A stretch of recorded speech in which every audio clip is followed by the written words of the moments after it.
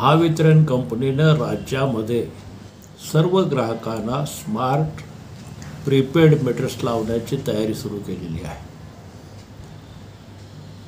आणि तपासणी केली तर हे दिसून येतं की या स्मार्ट प्रीपेड मीटर्सचा सर्वसामान्य छोटे घरगुती ग्राहक 300 युनिटच्या आत वीज वापरणारे सर्वसामान्य छोटे व्यावसायिक अशा जवळजवळ 2 कोटीहून अधिक ग्राहकांना याचा काहीही उपयोग आणि फायदा होणार नाही आहे। पहिली महत्त्वाची गोष्ट आहे या मीटर्सची किंमत। ह्या मीटर्सची किंमत सध्या जे आपल्याकडे मीटर्स बसवले आहेत त्याची किंमत ही 1600 रुपयापासून 4000 रुपयापर्यंत आहे, पण हा मीटर 12000 रुपयाला खरेदी केलेला जाणार आहे। इतकी प्रचंड रक्कम कशासाठी हा पहिला महत्त्वाचा प्रश्न आहे आणि याच्या पाठीमागचं अर्थकारण काय आहे हे कुणीही स्पष्ट केलेले नाही। 2.25 कोटी मीटर्ससाठी 27,000 कोटी रुपये लागणार।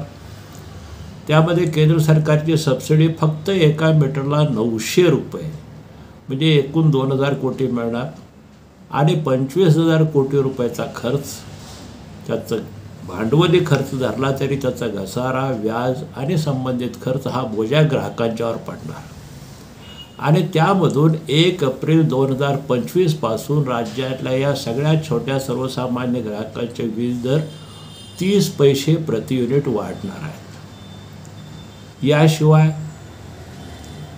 मालकी अदानीकडं मॉन्टे कार्लोकडं NCC नागार्जुन कन्स्ट्रक्शन कंपनीकडं जीनसकडं 10 वर्षाची मालकी म्हणजे आजची महावितरण कंपनी आणि उद्या येणारे खाजगी वितरण परवानाधारक यांच्या सोयीसाठीच ही योजना आहे, ग्राहकांच्या सोयीसाठी नाही हे स्पष्ट आहे।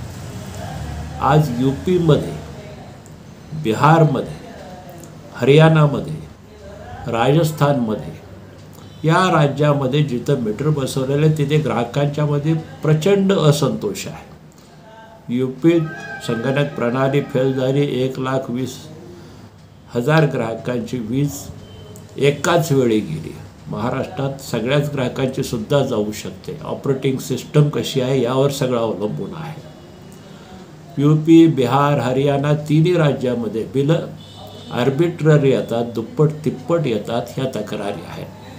राजस्थानच्या लोकांनी तर हे मीटर स्वीकारलेत असले तरी सुद्धा पोस्टपेड प्रणालीच चालू ठेवलेली आहे आणि महाराष्ट्रात सुद्धा आता निवडणुका तोंडावर आहेत म्हणून हे सरकार म्हणते की पोस्टपेड चालू ठेव, पण हा डाव आहे फसवणुकीचा।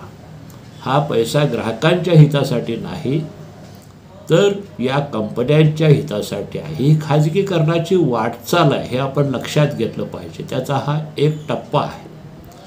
महावितरणमधले कमीत कमी 20,000 अकाउंट आणि बिलिंगमधले कमी होणार आहेत रोजगार।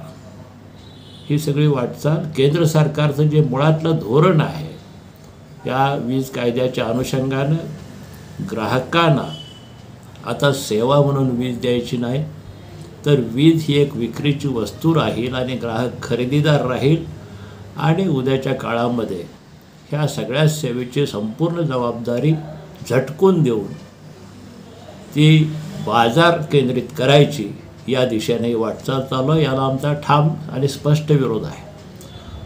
महाराष्ट्र वीज ग्राहक संघटनेच्या वतीनं आम्ही राज्यामधले सर्व राजकीय पक्ष, नेते, कार्यकर्ते, सर्व वीज ग्राहक संघटना, सर्व वीज ग्राहक क्षेत्रातील जाणकार, समाजसेवी संघटना, औद्योगिक संघटना आम्ही सर्वांना जाहीर आवाहन करतो आहोत की सर्वसामान्य ग्राहकांचे तक्रार आणि हरकती नोंदवाव्यात, कारण ग्राहकांना कोणता मीटर वापरावा याचे संपूर्ण अधिकार त्या ग्राहकाला आहेत। वीज कायद्यातल्या कलम 47 प्रमाणे मीटर निवडण्याचं स्वातंत्र्य ग्राहकाचं आहे। त्यामुळं मला हा मीटर नको आहे, मी हा मीटर घेणार नाही ही पहिली मागणी। आणि दुसरी मागणी, या मीटरमुळे जो 30 पैसे प्रति युनिट उद्याच्या काळात 1 एप्रिल 25 पासून बोजा पडणार आहे, मी हा मीटरच घेणार नसल्यामुळं याचा 1 पैसाही माझ्यावर लागता कामा नये ही दुसरी मागणी। आणि शेवटचा महत्त्वाचा मुद्दा, हे मीटर मोफत बसवणार म्हणतात, ही बकवास आहे। या मीटरमध्ये चोरी गळती कमी होईल म्हणतात, ही बकवास आहे. मुळात या लोकांना गळती कमी करण्याची इच्छाच नाही आहे. हा खरा महत्त्वाचा प्रश्न आहे. आणि ही गळती कमी करायची असती तर गेली 12 वर्ष या मुद्द्यावर आम्ही भांडतो आहोत. आज 15%चीच अतिरिक्त गळती आहे, ती चोरी आणि भ्रष्टाचार आहे. 15% म्हणजे 15,000 कोटी रुपये दर वर्षाला चोरी आणि भ्रष्टाचार आहे.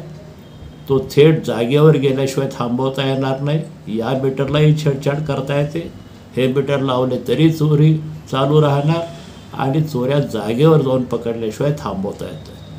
हे सर्व लक्षात ठेवून ग्राहकांनी या मीटर्सला विरोध करावा आणि प्रसंगी लाखोंच्या संख्येनं अर्ज दाखल करावेत आणि रस्त्यावरचं आंदोलन करायची तयारी ठेवावी, असं विनम्र आवाहन आम्ही या सर्व ग्राहकांना करतो आहोत. धन्यवाद.